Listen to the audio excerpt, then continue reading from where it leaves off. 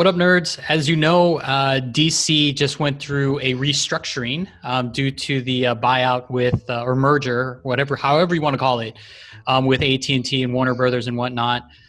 So there was a massive amount of layoffs that happened the other day, and we have Kevin here, who is who's working with DC in the fashion of he's opening his own brick and mortar store. So kind of want to know what's kind of happening with all of that. Do you think there's going to be like a huge impact that's going to be felt by your store or by anybody's store that kind of has a brick and mortar?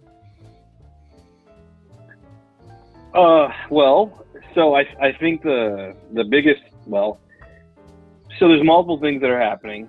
So they left Diamond Comics, right, a few months ago, and they have two new distributors. So those distributors are doing the best they can, and so there's a little bit of, it's a little challenging sometimes. They're doing the best they can. I'm trying to stay positive. So from a store perspective, I feel like that's the biggest thing that's impacting us is just the distributors are trying to work the kinks out. As far as the layoffs go and what's happening with AT&T, I mean, yeah, a lot of people there have gotten laid off. And, it's really sad because I'm friends with maybe a couple of people or I know them, and it's really tough. And so I feel for them. I through my personal career in IT, I've had to go through multiple rounds of layoffs.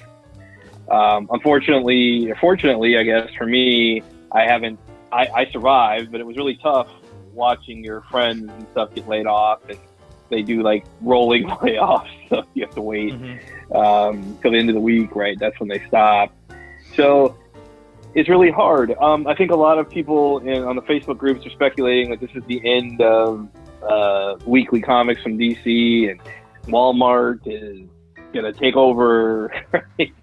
Right? So I mean, from what I'm hearing, what I understand, obviously I'm not in the rooms, the big box retailers are not interested in carrying Detective Comics twice a month.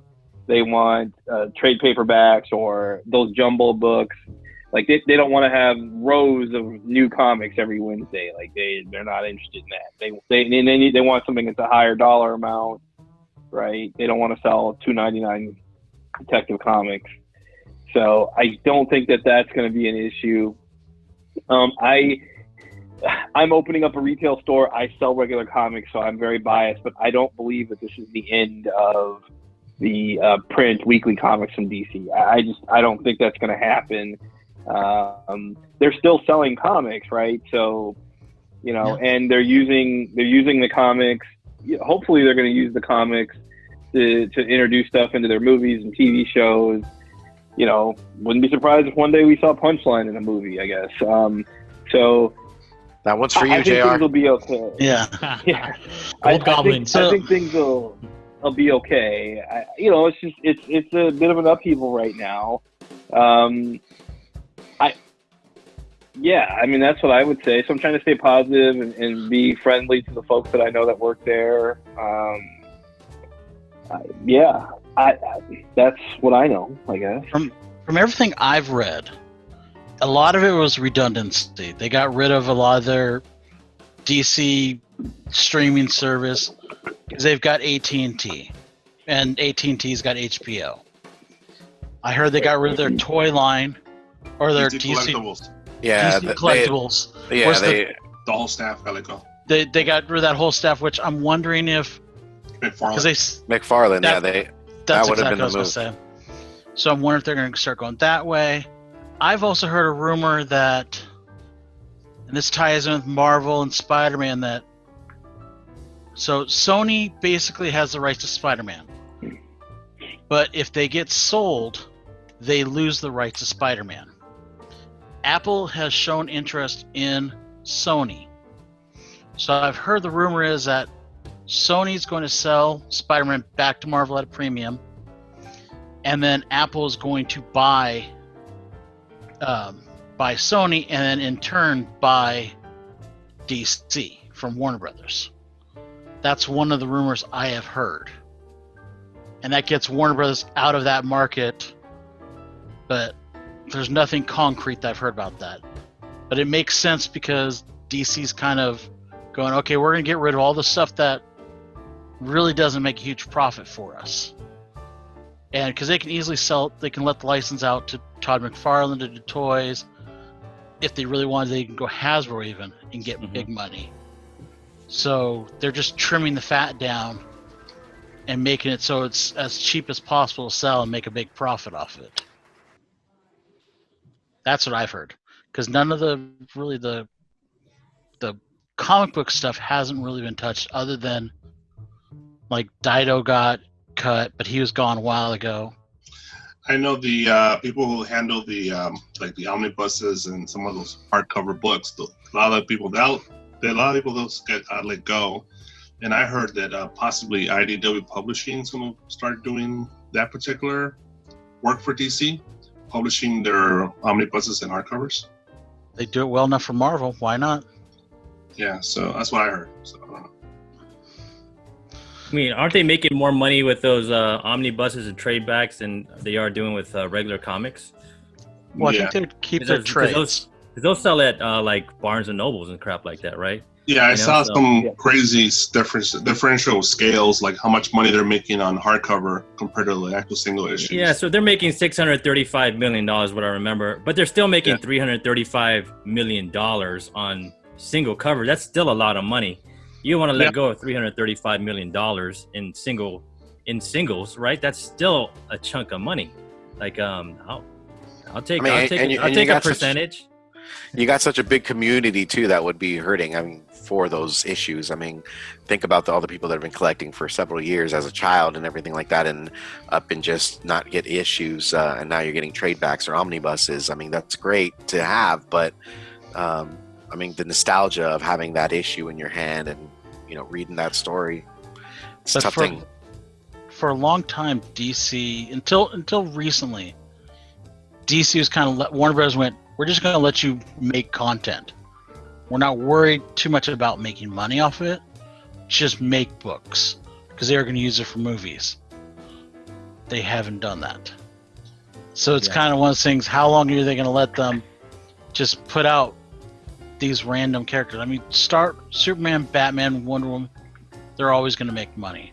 Mm-hmm. But you don't see a lot of Our Man comics anymore. You don't see a lot of Green Arrow comics anymore. Mm-hmm.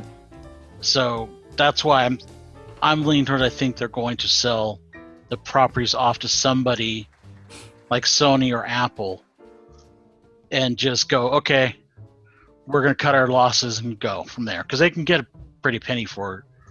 If you sell the license to all those characters, they're going to get a huge payday. But I mean, DC's just so schizophrenic of how they do their work, right? So they gave J.J. Abrams, some leeway on what to do with their characters with HBO Max, but then they're going to do all this. So like, it's just the way Snyder? that business is. Oh yeah, and Snyder, the way the business is ran, man, it's and it's crazy because they're about to have DC Fandom too. So they put this out right before their big online convention. So they're gonna get a lot of heat for that during the convention for sure.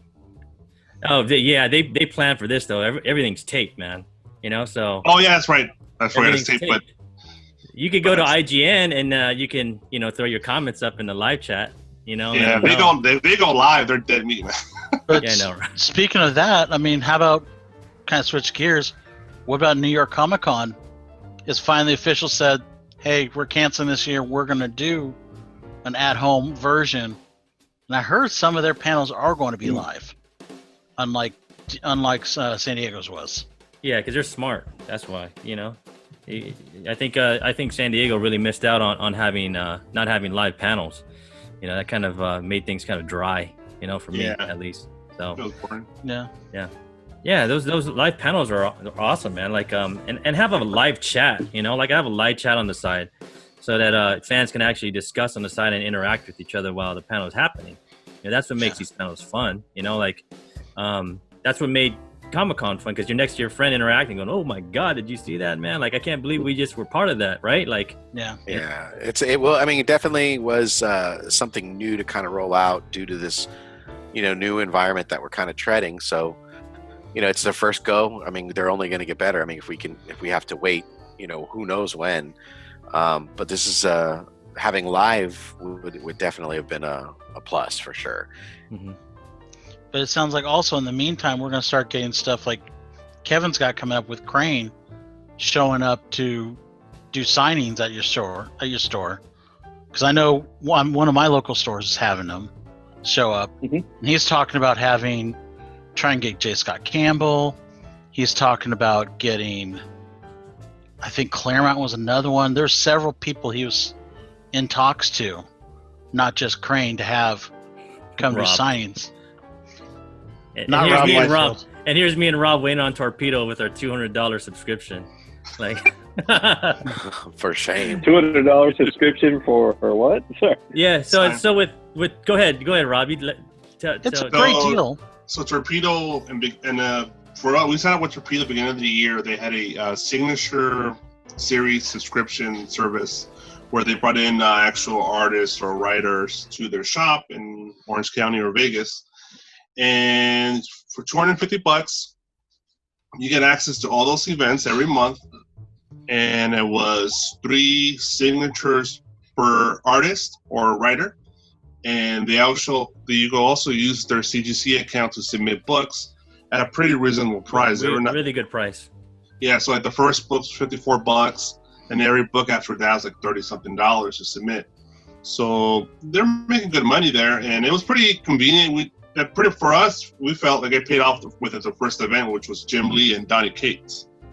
And then, but after that, every event was going to be pretty much, at least the signatures are going to be free, and we're just paying for CGC after that point. But we only did the January event with Jim Lee and Donnie Cates, and then February was Ramos and Slot, and March COVID hit, and Yeah. poof, that went away. So Yeah, it was a pretty good deal. It's a pretty good deal, Kevin. But they just haven't Interesting. planned. They haven't planned anything because of COVID, I guess. Because it's pretty rampant down here in California. But where you are, not really. Like you guys could probably do something like that down there, right? Well, I mean, you gotta have the artists, writers that are willing to travel yeah, during this. So, that's something you got to consider. And so, luckily, Clayton Crane is doing his tour, so we were able to get in there and have him come and help us open up the store. So we're very fortunate for that. So Congratulations I guess I for just that. want to go back and thanks. I just want to so the stuff about DC. I guess I don't think the comic book division, let's call it that, the publishing division, is going to get sold. That's my opinion. Nobody at DC is telling me anything, but right now one of the biggest things in the media world is content, right? Your stories, your TV shows, your movies, your books, and whatever you may say about DC, they come out with new content on a regular basis every week. So if that is one of the most valuable assets you have, you typically, as a business person, you don't want to sell that unless you're shutting down, right? Like it's over, like Time Warner's out. So I don't believe that that's going to happen. And I guess the other thing I'll say, just from a business perspective, like if you guys are aware that Sony potentially, if Sony gets sold, the rights for Spider-Man revert back to Marvel. yeah. Like, why would Marvel buy them? Buy Spider-Man before Apple or whoever buys Sony? Like, because if you guys know it, I can guarantee you Marvel does, right? So, like, just think about it for a second. Like, if you know that those rights are coming back to you, what you do is you get on the phone with Apple and you say, "Here you have, buy them. Yeah, it's a great deal. Go for it. I'm going to get the rights for Spider-Man back." Like, there's no reason for that. And I would say this: if I'm Apple and I go to Sony and it's like, Sony says we have to give up Spider-Man if you buy it. Like, Apple's going to be like, whoa, wait, whoa, I've got my own streaming thing. I could have a Spider-Man show, right? A Miles Morales TV show. Like, ooh. So you're going to buy a business, and then like you're going to buy it even though one of the main things that they have is going to go away. I mean, now you start talking about a discount. Mm-hmm. Well, here's the price with Spider-Man. Here's the price without Spider-Man. So, and then all the lawsuits that are going to come, right? Because Apple's not just going to, let's just let it happen. They're going to sue. I mean, it's going to be a big mess. So I would be honestly shocked if Spider-Man would revert back to Marvel. I would be shocked.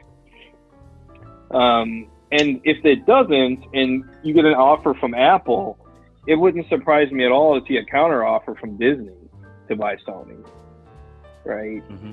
So out of all the things that you guys are speculating on, which is fine, if I'm a betting man, I'm going to bet that Sony's going to get sold.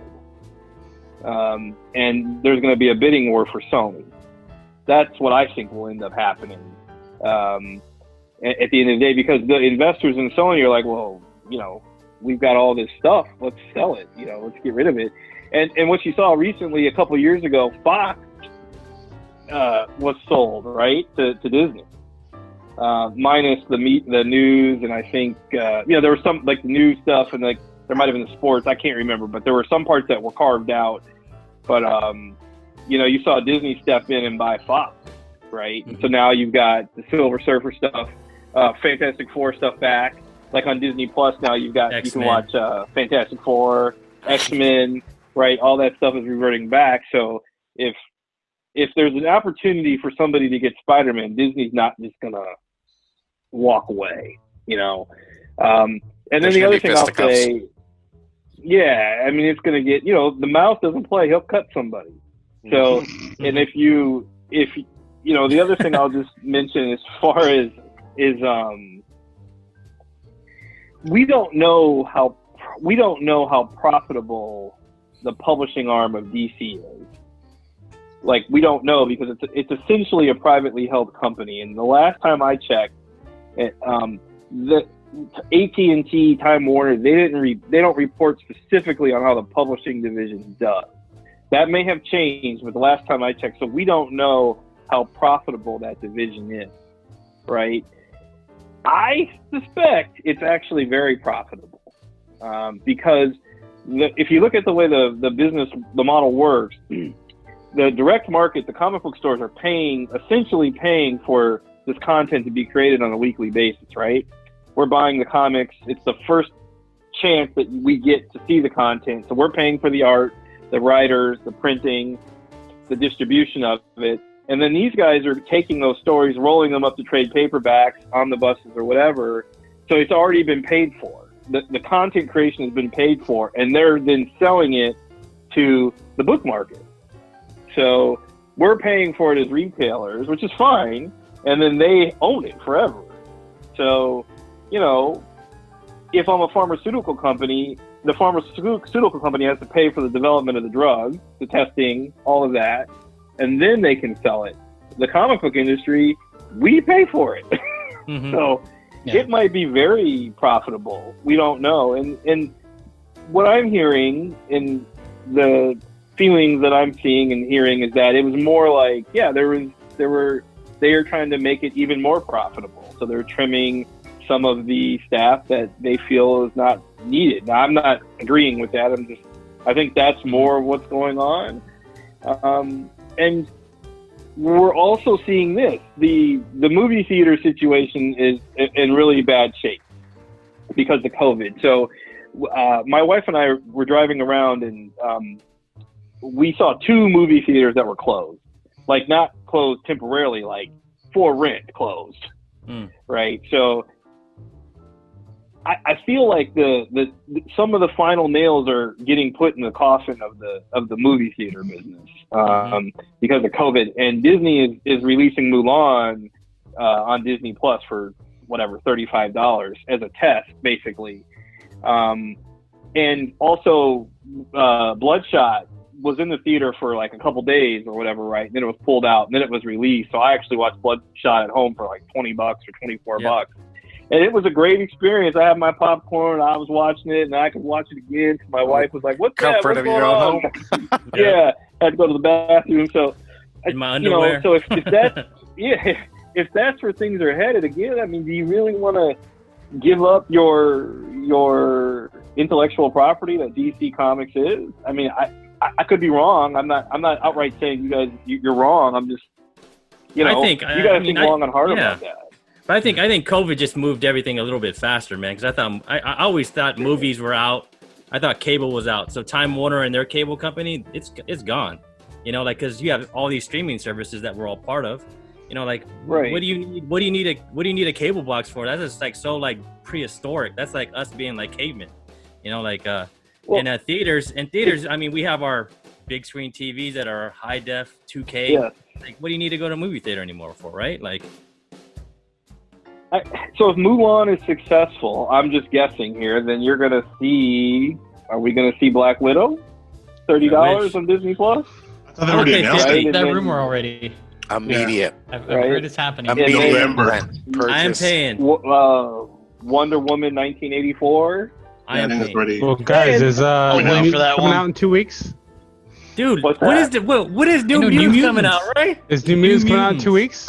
No. In the Supposed to come out in theaters. 2 I weeks. don't know Yeah. when that's coming out, but so if in these streaming services, you know, right now there's no commercials, right?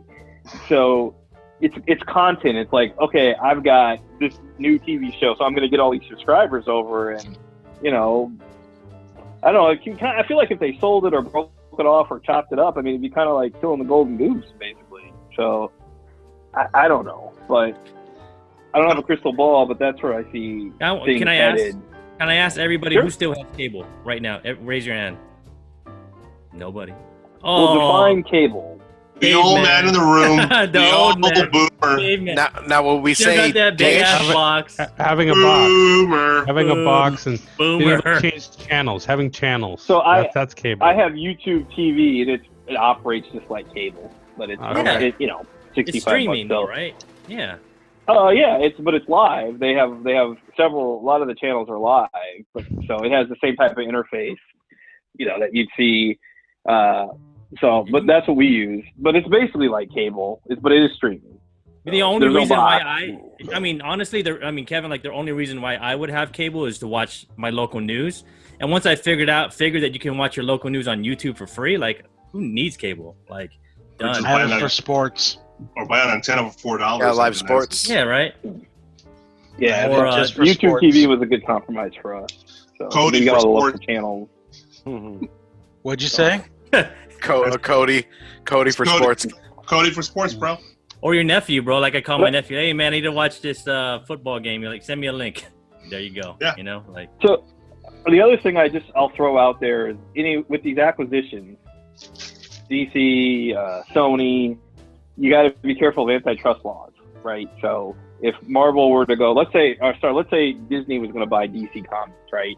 Somebody could pitch a fit and say that they've got a monopoly on the comic book market or publishing or whatever. So Right. that's the other thing that has to be taken into consideration when you're dealing with this stuff. So, but again, I'm not saying anybody's wrong. I'm just telling you my feelings on it.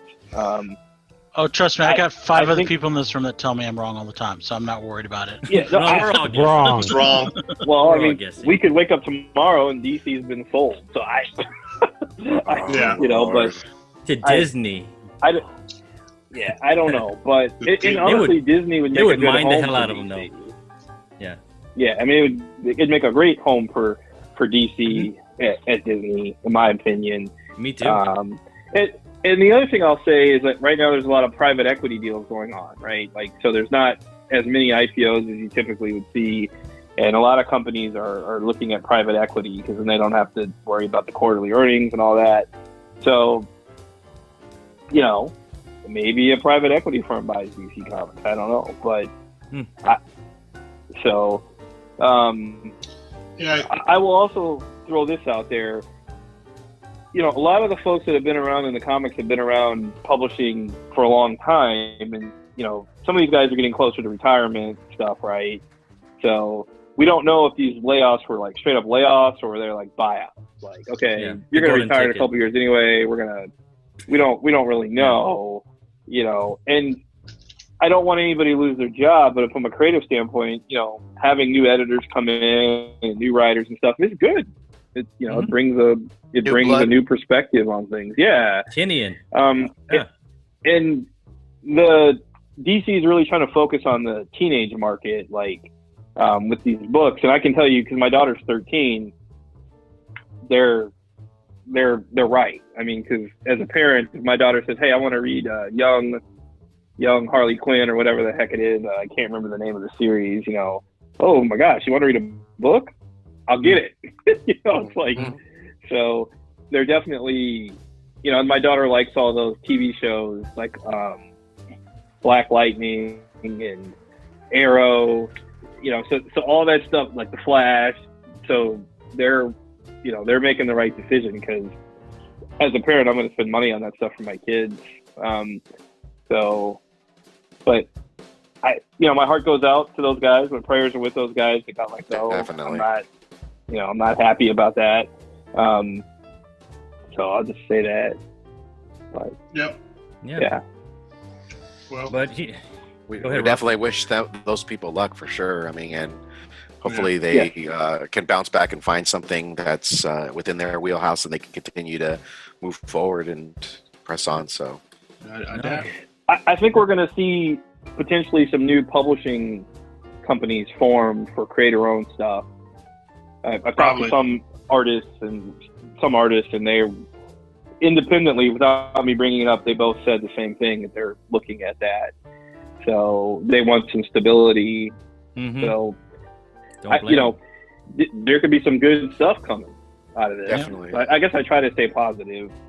yeah. Well, we'll see. So, And that's all we can do here on the Team Nerd Herd Show is stay positive. And we're hoping all these changes do not Fingers affect the thing that we love and affect the stores that we love, like Kevin's store and me and Nick's store and JR's and everybody else's stores that we always hang out with. But in closing, we want to thank Kevin for joining us over here on our what if and our top picks.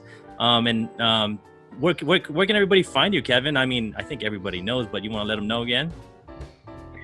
Sure, frankiescomics.com, and we also have a Facebook group that people can join, and a Discord chat.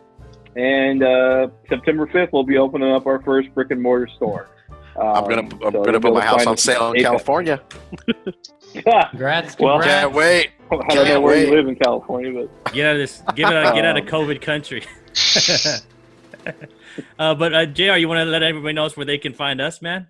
You can find us on Facebook and Instagram.